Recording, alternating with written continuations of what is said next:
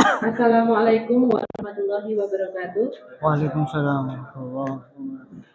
Yang saya hormati Kepala SMP Negeri 1 Semanu, Bapak Darno Legowo SPD MPD. Yang saya hormati Bapak Ibu Guru beserta Kombel Sahabat Pintar Semasa. Marilah kita panjatkan puji syukur di siang hari ini, karena pada hari ini kita masih diberikan kesempatan untuk bertemu dalam acara Kombel kita hari ini. Bapak dan Ibu, sebelum kita awali kegiatan Kombel pada hari ini, marilah kita berdoa terlebih dahulu agar acara kita hari ini bisa lancar sampai selesai nanti. Berdoa menurut agama dan keyakinan masing-masing. Berdoa mulai.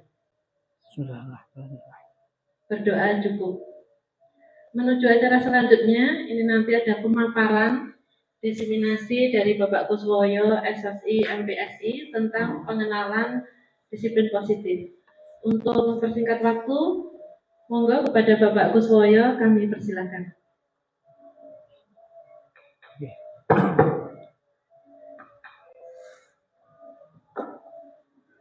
Baik, bismillahirrahmanirrahim. Assalamualaikum warahmatullahi wabarakatuh. Yang saya hormati Bapak Kepala Sekolah SMP Negeri 1 Semanu, Bapak Darno Legowo SPD MPD, Dewan Guru yang saya hormati. Pertama kita panjatkan syukur pada Allah SWT, pada Tuhan Yang Maha Esa, bahwa pada hari ini kita bisa berkumpul bersama di ruang pertemuan ini untuk banyak agenda sebenarnya, tapi yang pertama saya punya kewajiban untuk menyampaikan satu hal tentang budaya positif di sekolah terkait dengan keikutsertaan saya sebagai calon guru penggerak satu-satunya angkatan 10 yang dari SMP Negeri 1 Semanu. Sebagaimana kita ketahui bahwa kita sudah punya guru penggerak 2, Ibu Utami dan Ibu Yuli, yang kebetulan Ibu Yuli juga sekarang ini sudah sebagai pengajar praktek, sementara Bu Utami belum. Bapak Ibu sekalian, sebelum saya sampaikan ke budaya positifnya, saya perlu menyampaikan sebagai laporan juga bahwa perjalanan dari CGP saya ini sebagai dasar nanti sampai mana kok harus menyampaikan budaya positif gitu ya. Yang pertama saya sampaikan adalah tentang perjalanan pendidikan guru penggerak yang saya lakukan, bahwa model pendidikannya yang seperti ketika pada guru yang untuk sertifikasi apa Mbak ya, PPG ya, persis seperti itu, pakai LMS, cuman bahwa pada angkatan ke-10 ini Jogja dan Jakarta sebagai pilot project untuk bahwa kegiatan pendidikan langsung terintegrasi ke PMN dulu, bukan di PMM tapi di SIMPKB ya, SIMPKB. Nah, sekarang mulai dirintis untuk semua kegiatan diintegrasikan ke SIMPKB. Jadi modelnya seperti ini Bapak Ibu. Jadi ada 3 model, 3 paket modul yang kami lalui sementara ini dari Maret sampai bulan awal Juni ini baru selesai pada modul pertama. Sementara sekarang ini sudah mulai modul kedua. Nanti ada 3 modul yang diperkirakan nanti akan selesai pada bulan November. Pembelajaran pada setiap modul itu ada 3, pengantar, kemudian aktivitas pembelajaran dan penutup. Yang paling banyak itu ada di aktivitas pembelajaran. Mulai dari diri, eksplorasi konsep, ruang kolaborasi, demonstrasi kontekstual, elaborasi pemahaman, koneksi antar materi, dan refleksi juga aksi nyata. Masing-masing modul ada kegiatan seperti ini yang banyak menyita waktu, padat sekali, istilahnya adalah under pressure, bahwa kita bekerja di bawah tekanan, tapi insya Allah akan membawa hal yang positif. Kemudian pembelajaran yang sudah kita lalui adalah pembelajaran 1 adalah tentang filosofi pendidikan Ki Hajar Dewantara. di mana konsep sederhananya adalah saya sarankan ada 3, yaitu pendidikan itu menuntut pada kodrat anak, pendidikan dilakukan sesuai kodrat alam dan kodrat zaman, yang ketiga pendidikan pembelajaran berpusat pada murid. Yang ketiga ini menjadi hal yang paling utama, bahwa menjadi paradigma baru bahwa pendidikan tidak lagi teacher center tetapi student center, kemudian dipusatkan pada murid. Selanjutnya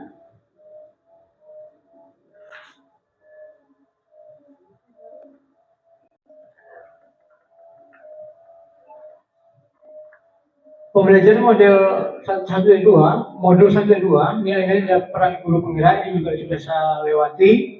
Ini terus saja, ini hanya pelaporan singkat saja. Kemudian pembelajaran modul 1 dan 3 tentang visi dan visi guru penggerak. Ini kemarin yang di pengajar praktek datang dan menanyakan apakah visi yang saya buat sudah dikomunikasikan ke sekolah. Kemudian saya sudah melaporkan bahwa itu sudah dikomunikasikan ke sekolah yang dipadukan dengan visi sekolah yang sudah ada. Kemudian yang terakhir dari modul ke-1 itu adalah pembelajaran modul 1.4, itu tentang budaya positif.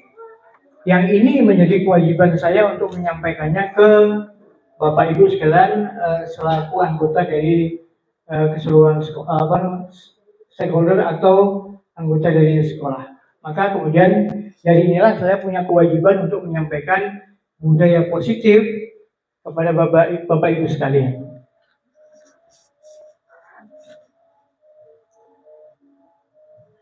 Baik. Kok nggak jalan ya?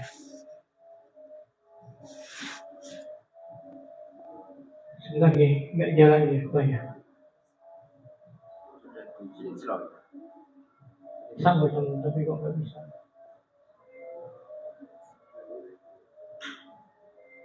Aduh. Oke.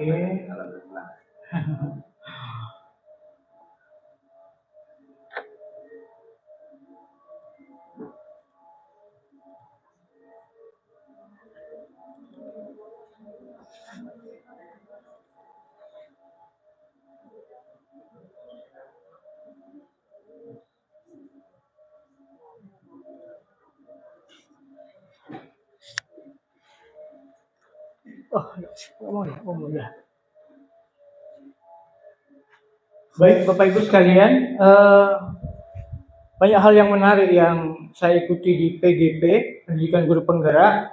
Ada yang mengulang, tapi juga ada yang baru, tapi banyak yang baru tentunya, terutama tentang paradigma belajar pada masa saat ini. Baik, saya punya kewajiban untuk menyebarkan pemahaman dan penerapan pengalaman tentang budaya positif di sekolah.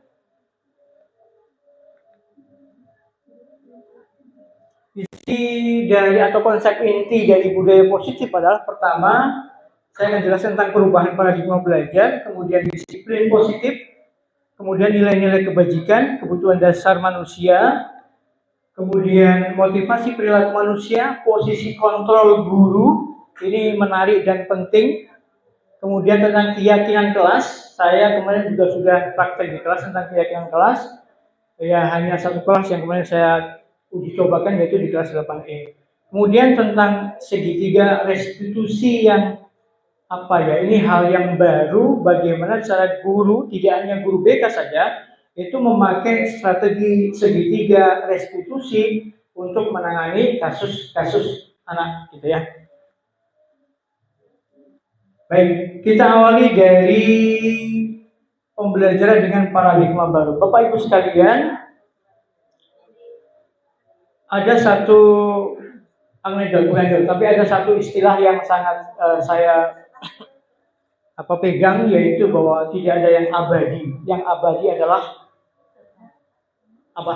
perubahan. Tidak ada yang abadi selain perubahan. Kenapa? Karena memang hidupnya harus berubah. Termasuk dalam konteks pendidikan ini ternyata ada paradigma baru yang berubah.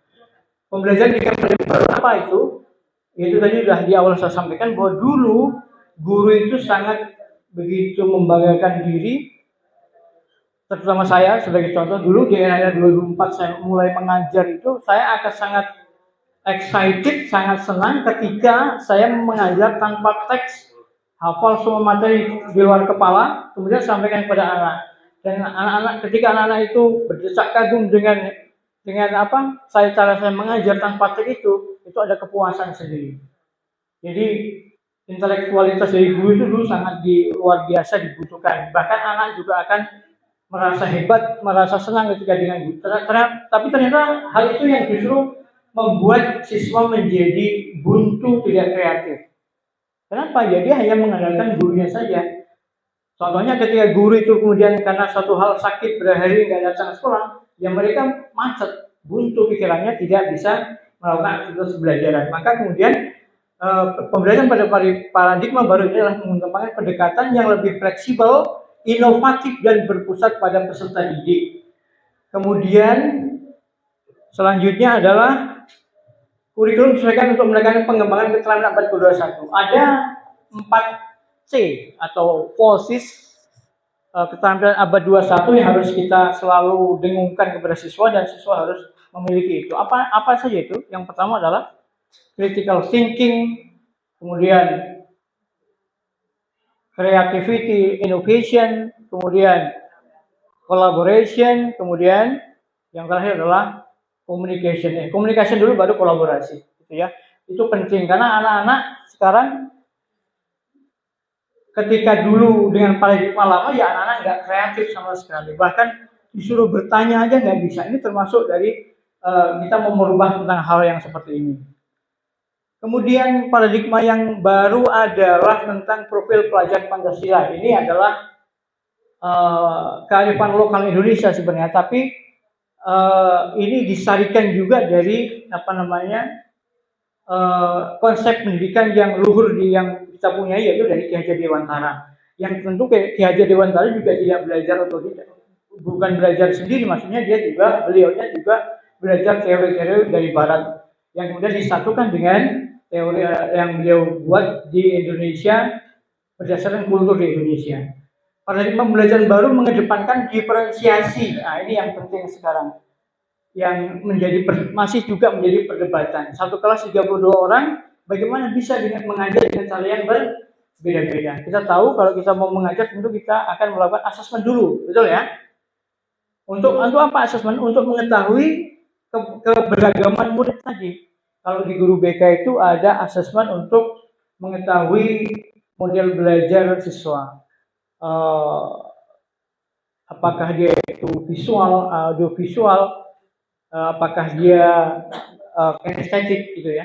Ada juga model yang 8 dari seorang psikolog yang terkenal itu. Ada 8 kecerdasan ya. Ada kecerdasan matematis logis, ada kecerdasan linguistik, ada kecerdasan kinestetik dan seterusnya. Itu nanti ada asesmen yang kita akan memetakan itu menjadi beberapa kelompok kecil yang punya kesamaan dari kelompok tersebut. Ini perkenalan dari paradigma pembelajaran. Kemudian ini saya sampaikan juga ada miskonsepsi terkait teori kontrol, Bapak Ibu. Kita sudah tahu ya teori kontrol ya, yang menurut William Glasser, Dr. William Glasser dalam kontrol teori yang kemudian disebut sebagai choice theory, ini mendekonstruksi tentang teori kontrol, bahwa sebuah ilusi atau dianya adalah miskonsepsi ketika guru itu mengontrol murid.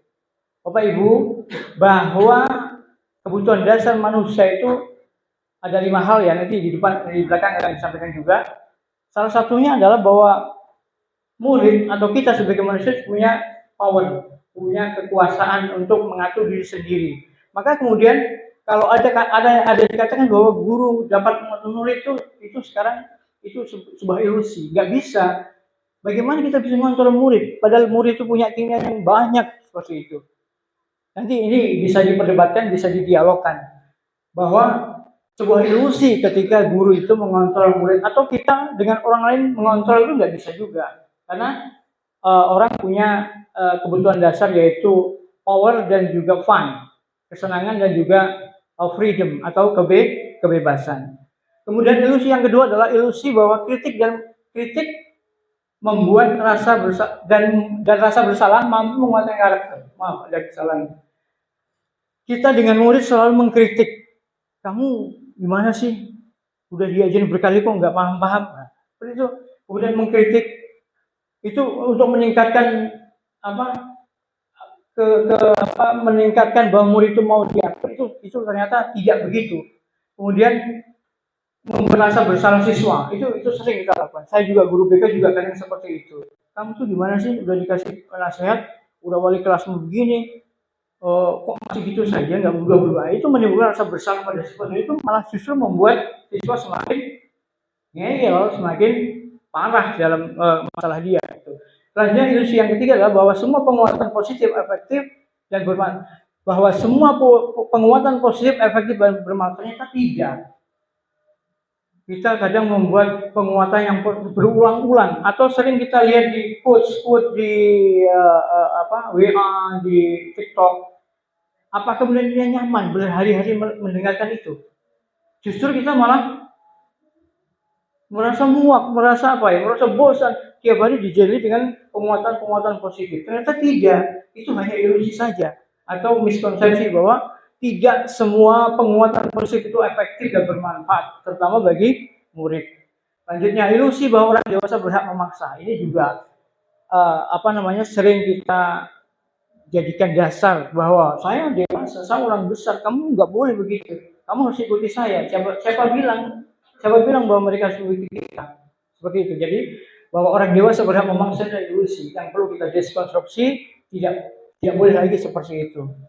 Kemudian menggeser paradigma stimulus respon ke pendekatan teori kontrol. Ini agak rumit penjelasannya karena terkait dengan behaviorisme ya. Teori belajar yang sudah umum berlaku di dunia dan di Indonesia adalah teori behaviorisme yang dia menciptakan konsep stimulus respon ini. Realitas atau kebutuhan kita sama, padahal tidak. Dibandingkan dengan teori kontrol, maka realitas itu berbeda-beda dan kita nggak bisa memaksakannya kepada orang lain. Kemudian semua orang melihat hal yang sama. Lawannya, setiap orang memiliki gambaran berbeda-beda. Pada stimulus respon, kita mencoba mengubah orang agar berpandangan sama dengan kita. Kebanyakan guru kan begitu Pak ya. Kamu tuh gimana sih, boleh contoh dia? Atau kamu itu gimana? Ini nggak bisa. Kita berusaha kemudian lawannya kita berusaha memahami pandangan orang tentang dunia. Perilaku buruk dilihat sebagai suatu kesalahan. Nah, ini dulu. Paradigma barunya adalah semua perilaku memiliki tujuan.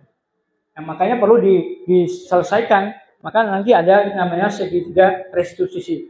Dan masih banyak di bawahnya. Silakan mungkin dibaca sendiri nanti. Selanjutnya adalah disiplin positif. Ya ini Bapak Ibu. Disiplin positif yang perlu kita tekankan atau yang perlu saya sampaikan adalah bahwa disiplin itu tidak karena faktor eksternal, tidak karena hadiah, tidak karena ada hukuman. Bahkan begini Bapak, yang saya temukan di pendidikan ini bahwa hukuman dengan reward dengan punishment, hukuman dengan hadiah itu sama-sama tidak efektif untuk membuat siswa itu terjadi masalahnya. Kenapa bisa demikian? Saya ulang lagi. Yang saya buat kaget adalah bahwa hadiah atau reward itu sama saja dengan hukuman, nggak efektif dalam menyelesaikan masalah siswa. Kenapa? Faktornya adalah karena disiplin positif adalah harus dengan faktor secara intrinsik atau internal dari dalam siswa sendiri, bukan dari luar. Hadiah misalnya, kamu nanti besok tepat waktu datang, misalnya siapa? Misalnya si Denis, coba kamu berulang-ulang kok nggak sadar juga bahwa kamu terlambat tuh menyalahi aturan. Maka kemudian, yaudah, ini besok bapak kasih hadiah misalnya es teh atau es krim. Kamu datang lebih pagi. Nah, dia datang lebih pagi. Dia akan datang pagi kalau ada es krim. Nah, faktornya adalah eksternal tadi. Kalau nggak ada es krim, maka dia akan kembali kepada perilaku yang awal. Maka mengejutkan bagi saya, tapi saya analisa ternyata benar. tidak efektif ternyata. Hukuman dengan pemberian reward itu ternyata sama-sama tidak efektif. Belum lagi pengaruh pada siswa lainnya. Ya udah, dia kok, saya enggak kok. Maka dia buat masalah baru seperti itu. Baik. Jadi disiplin itu sebenarnya konsepnya itu berasal dari bahasa Latin disciplina, berarti belajar. Ya, kata disiplin juga berasal dari akar kata yang sama dengan atau murid. Jadi artinya sama ini. Murid atau pengikut, seseorang harus paham betul alasan mengapa mereka mengikuti suatu aliran atau suatu pandangan atau suatu perintah dari orang lain. Sehingga motivasi yang terbangun adalah motivasi intrinsik bukan ekstrinsik. Ini Bapak Ibu. Jadi disiplin positif itu harus berangkat dari faktor intrinsik, faktor internal dari siswa. Akhirnya PR kita adalah bagaimana membuat siswa itu tergerak secara internal, bukan karena faktor-faktor dari luar. Tujuan disiplin positif adalah menanamkan pada murid kita, yaitu untuk menjadi orang yang mereka inginkan dan menghargai diri sendiri. Pokoknya itu tadi, konsep intinya adalah bahwa disiplin positif harus dibangun dari dalam jiwa siswa sendiri, bukan dari faktor-faktor luar. Selanjutnya, nilai-nilai kebajikan universal. Nah, Bapak Ibu, sebelum membuat keyakinan kelas, kemarin saya menjelaskan ini ke siswa. Kenapa? Ini rujukannya. Kalau kita punya nilai-nilai yang universal yang kita harus tanamkan ke siswa. Apa itu nilai universal? Nilai universal adalah nilai-nilai yang dia ada di mana-mana. Dia tidak ditolak dimanapun. Artinya ketika kita membuat satu nilai itu, kemudian kita bawa ke daerah lain, itu menerima, ada juga di sana. Ya. Kemudian ada banyak sumber nilai-nilai universal. Misalnya di Indonesia sekarang ini membuat yang namanya ini profil pelajar Pancasila. Kita tahu ada 6 ya. 1, beriman bertakwa pada Tuhan Yang Maha Esa dan berhak mulia. Ini nilai-nilai yang harus diyakini. Kemudian mandiri, benar kritis, kebinekaan global, bergotong royong dan kreatif. Ini contoh dari profil pelajar Pancasila. Ada contoh lain lagi nilai, yaitu dari AIBO ya, primary, nggak jelas ya. Itu apa nilai yang ada di sana? Oh maaf.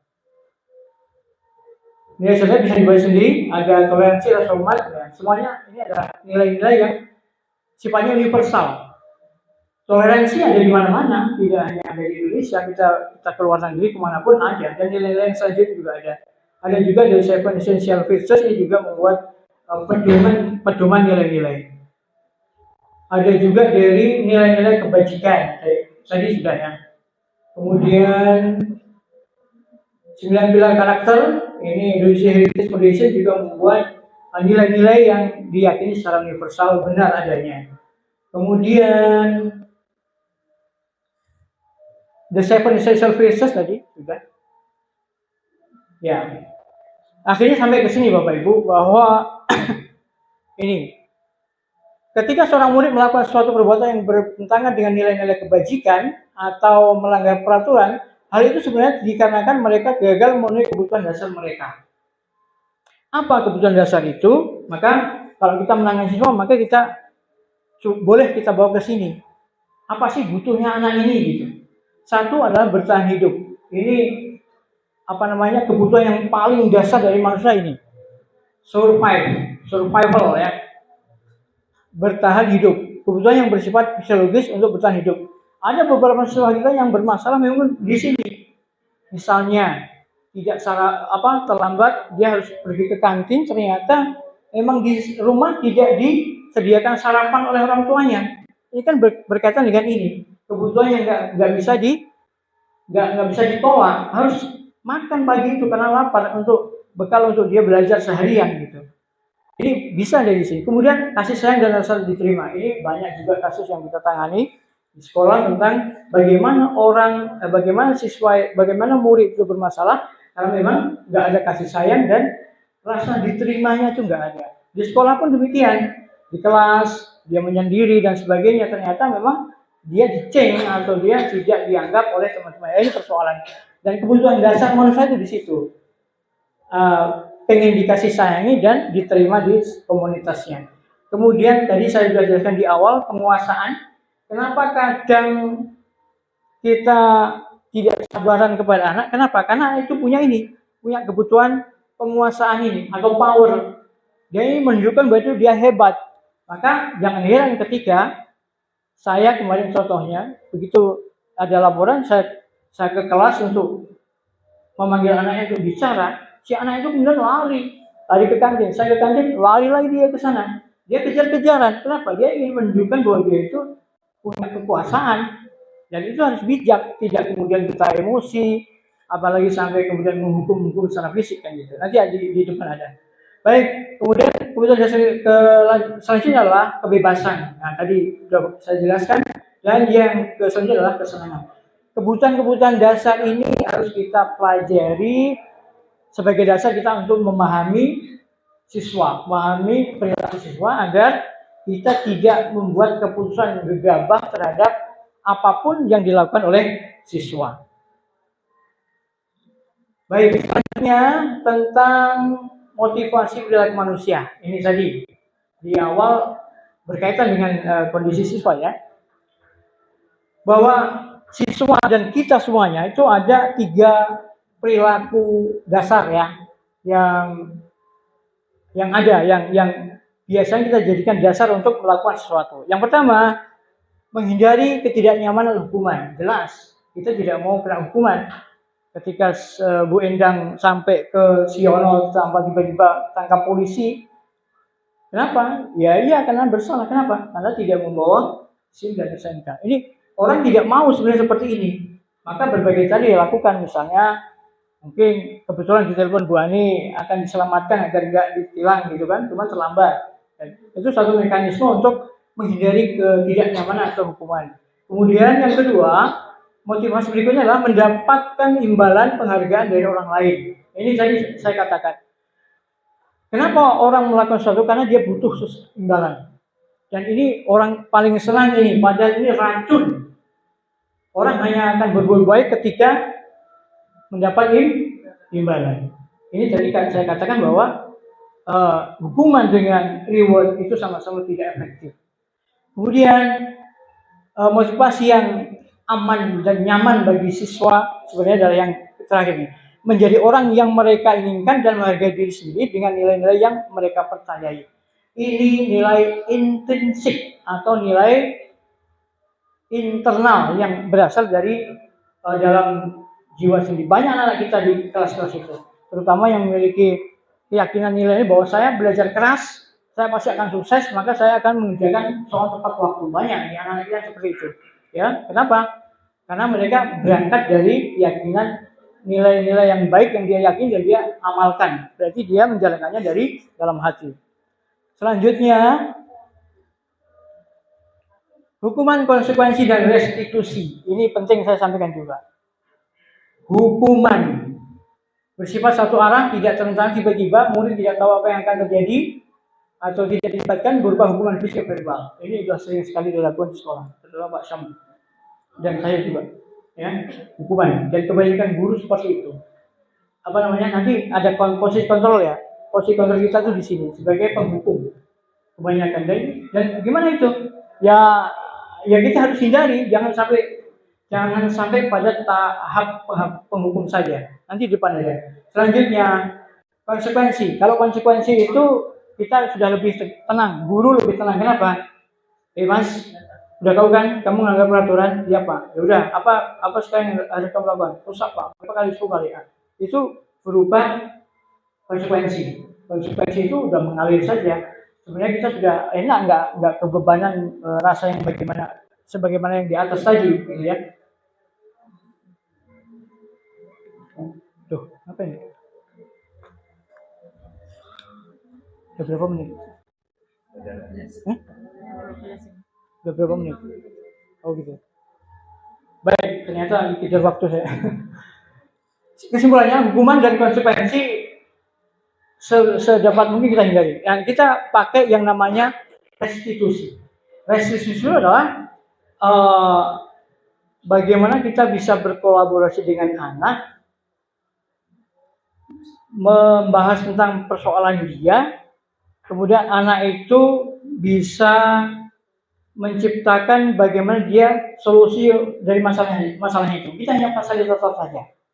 Ya, ini restitusi. Nanti ada proses segitiga restitusi. Sebenarnya saya mau praktek nanti bagaimana segitiga restitusi. Tapi kayaknya waktunya nggak cukup. Yang sekali lagi kesimpulannya adalah dari hukuman konsekuensi restitusi, maka yang paling bagus kita lakukan adalah dengan cara restitusi. Tadi kemarin saya jawab dengan Pak Guru Bahasa Inggris, Pak Prapto. Restitusi itu adalah mengganti. Kalau di segmen restitusi adalah mengganti perilaku dia yang buruk itu menjadi dengan perilaku yang baik setelah melalui proses pendekatan kita pada anak tentunya. Itu ya, itu restitusi. Yang cara yang paling jitu akan kita gunakan untuk menyelesaikan persoalan adalah dengan restitusi. Selanjutnya, ini dia posisi kontrol. Tadi saya sudah sampaikan. Sedikit lagi ya, 5 menit lagi ya, Bu Moderator. Posisi kontrol guru ada 1, 2, 3, 4, 5. Ayo kita bahas. Yang pertama, guru sebagai penghukum. Ini kebanyakan. Saya juga mengakui itu. Seorang bisa menggunakan hukuman fisik maupun verbal. Orang-orang yang menjalankan posisi penghukum senantiasa mengatakan bahwa sekolah memerlukan sistem atau alat yang dapat lebih menekan murid lebih dalam lagi. Jadi hukuman itu ya bagus ya untuk membuat, tujuannya bagus untuk membuat murid jerah kembali ke aturan kan gitu. Tapi ternyata hukuman tidak cukup efektif. Dan kita paling banyak guru ini berperan sebagai penghukum. Yang kedua, pembuat rasa bersalah. Contohnya, kamu tuh sudah bapak konseling, sudah perjanjian, kok masih gitu aja sih? Mau itu gimana? Ya makanya membuat murid itu rasa bersalah. Atau begini, kamu kan rumahnya cuma 4 langkah dari sekolah, terlambat. Itu buat dia bersalah. Padahal dia punya satu hari punya alasan yang memang betul kenapa dia terlambat, walaupun dia hanya 4 langkah dari sekolah. Kita juga sering membuat rasa bersalah pada murid. Belum lagi di konteks pembelajaran. Kamu tuh gimana? Kan bapak udah ngajar berkali-kali. Kau nggak paham juga. Itu akan menimbulkan sifat tertekan dan dia merasa bersalah. Kita juga ada di posisi itu. Kemudian pemantau ini sudah agak lebih mending. Dia tidak hukum, tidak membuat orang bersalah, cuman dia memantau siswa terus. Misalnya dalam sisi konseling saja misalnya. Sudah saya konseling, maka kemudian saya akhiri dengan kata, Bapak akan pantau kamu. Kamu udah berjanji, kamu sudah jalan dengan Bapak, maka Bapak akan pantau. Ini posisi sebagai pemantau. Guru-guru mapel juga seperti itu. Kadang sebagai pemantau muridnya. Kemudian yang selanjutnya adalah sebagai teman. Nah ini sudah di atas sana juga nyaman. Guru pada posisi ini tidak akan menyakiti murid, namun akan tetap berupaya mengontrol murid melalui persuasi. Posisi teman pada guru bisa negatif ataupun positif. Positif di sini berupa hubungan baik yang terjalin antara guru dan murid. Guru di posisi teman menggunakan hubungan baik dan humor untuk mempengaruhi seorang. Nah, sini cara seperti juga sering saya lihat Pak Syam ketika mengurusi anak itu bergurau, padahal beliaunya adalah memposisi diri sebagai teman. Misalnya, Mas, tolonglah Bapak. Nanti dimarahi sama Pak Kepala. Ini memposisikan guru kepada siswa sebagai teman. Bu Jomono, bantu aku. Nah, itu sebagai teman. Posisi sebagai teman. Dan yang terakhir yang paling bagus tentunya adalah bahwa kita harus berperan sebagai manajer. Posisi di mana guru berbuat sesuatu bersama dengan murid.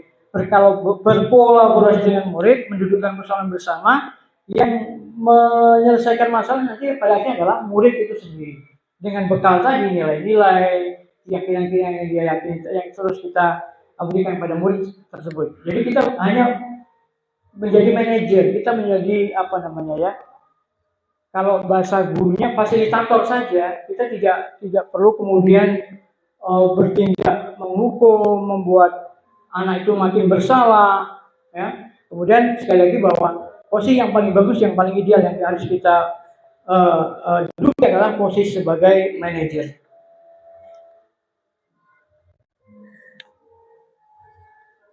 Contoh kasus penerapan fungsi kontrol terlambat datang ke sekolah. Ayo kita bahas. Terlambat datang ke sekolah, kasusnya. Kemudian posisi kita sebagai penghukum, apa yang kita katakan? Usap kamu 50 kali atau lari lapangan 10 kali putaran. Posisi kita sebagai penghukum. Pembuat rasa bersalah. Ketika anak datang terlambat, Bapak kecewa sama kamu, Mas. Sudah berulang kali konseling masih saya seperti ini, masih saja terlambat. Anak akan makin merasa bersalah. Sebagai teman, ayolah Mas, bantu Bapak. Sekali ini saja. Mau ditaruh di mana muka Bapak? Di depan kepala sekolah besok. Besok jangan gini lagi ya. Itu memposisikan guru kepada murid sebagai teman. Kemudian pemantau. Kamu sudah melanggar aturan sekolah. Tahu konsekuensinya kan? Setelah ini Bapak akan pantau kamu. Kemudian contoh sebagai manajer. Nah, bagaimana? Kamu mengerti kesalahanmu kan? Kira-kira bagaimana kamu bisa mengatasi masalah ini? Nah, itu hanya manajer saja. Nanti yang memutuskan segala sesuatu adalah murid karena dia sudah punya bekal untuk memutuskan perkara yang terjadi tadi. Ayo sekarang kita satunya aja ya untuk tes ya. Sebagai apakah aku? Ayolah lakukan demi Bapak. Sebagai apa? Sebagai teman. Terus bagaimana rencanamu ke depan untuk perbaikinya? Sebagai manajer. Bapak kecewa sama kamu. Membuat rasa bersalah. Setelah ini kamu harus menemui semua guru dan meminta maaf. Apa? Sebagai hukuman. Sebagai hukuman ya, betul. Kemudian yang terakhir keyakinan kelas ini habis waktu ya, nggak bisa saya sampaikan. Udah jam berapa? Udah berapa menit? Udah lebih ya, udah lebih. Mohon maaf. Ini selanjutnya sebenarnya adalah keyakinan. Ya ini sudah saya sampaikan dengan anak-anak. Keyakinan kelas ini sudah ada produknya. Saya mau tampilkan tapi itu tadi ya kita terbatas waktu. Kemudian tentang mengapa keyakinan kelas bukan peraturan. Sedikit yang mau sampaikan. Mengapa keyakinan kelas bukan peraturan kelas? Keyakinan kelas lebih abstrak, lebih mendorong secara internal daripada daripada peraturan kelas. Begini contohnya. Yang tidak menyapu lantai hari ini denda 5.000. Apa perasaan dia anak? Gak nyaman.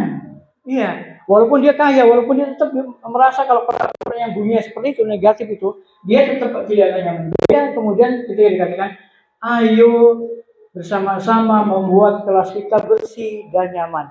Itu lebih enak. Itu lebih enak menjadi keyakinan kelas, bukan peraturan kelas. Itu satu sedikit bedanya. Nah, ini restitusi. Segi restitusi ini ada prakteknya ya. Konsep dasarnya menstabilkan identitas. Contoh kata-katanya, ketika anak datang kita panggil, maka pertama kali setiap orang pasti pernah melakukan kesalahan. Jadi ketika kita bongkar ceritanya, masalahnya, nah semua orang itu punya masalah, bukan saja. Ini proses dari menstabilkan identitas. Kemudian yang kedua, setelah identitas, validasi tindakan yang salah. Apa itu? Contoh kata-katanya. Adakah cara yang lebih efektif mendapatkan kedudukan? Kamu tentu punya alasan mengapa melakukan itu. Nah, setelah kita gali tadi masalahnya, kemudian kita sudah stabilkan, kemudian kita validasi tindakannya. Bukan memvalidasi kesalahan ya, tapi hanya menanyakan agar kamu begitu kan, kamu pasti punya alasan.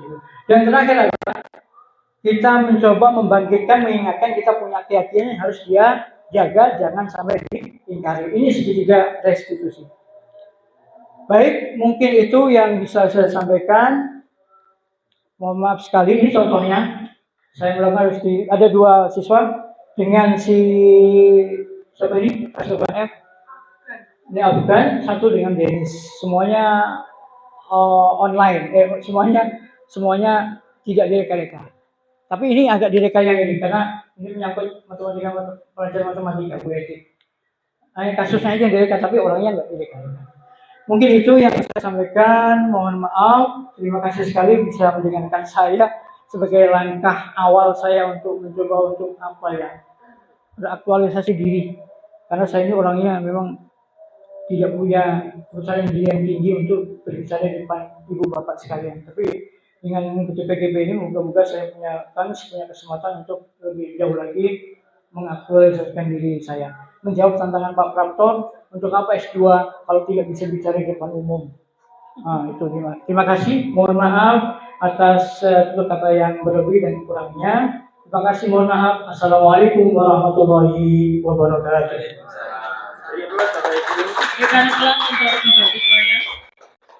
Terima kasih kepada Bapak Kuswoyo yang sudah memaparkan tentang pengenalan budaya positif. Bapak Ibu saya kira sudah sangat jelas sekali nggih.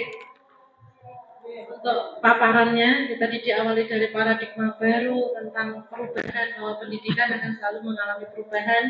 Kemudian ada pembelajaran berdiferensiasi untuk mengakomodasi perbedaan murid-murid, potensi bakat minat murid yang berbeda. Kemudian juga tentang posisi kontrol guru, bahwa kita tidak seharusnya sebagai penghukum, sebagai pembuat rasa bersalah, pemantau, tetapi sebagai manajer. Kemudian tentang nilai-nilai kebajikan tadi sudah disampaikan tentang P5 dan masih banyak hal lagi. Hari ini kita sudah belajar banyak dari Bapak Kuswoyo. Harapan ke depan materi ini tidak berhenti di sini Bapak Ibu. Di awal tahun ajaran baru besok harapan kita bisa menerapkan budaya positif mungkin dengan cara yang pertama membuat keyakinan kelas di kelasnya masing-masing. Ini tadi karena waktu nih Pak Kus, sebenarnya masih banyak materi yang bisa disampaikan, tapi karena waktunya memang kita terbatas sehingga harus kita akhiri. Bapak Ibu, demikian tadi pemaparan budaya positif. Di sini saya sebagai pembawa acara, mohon maaf apabila banyak kesalahan dari saya. Semoga apa yang kita pelajari hari ini bisa bermanfaat untuk kita ke depannya. Saya akhiri. Wassalamualaikum warahmatullahi wabarakatuh.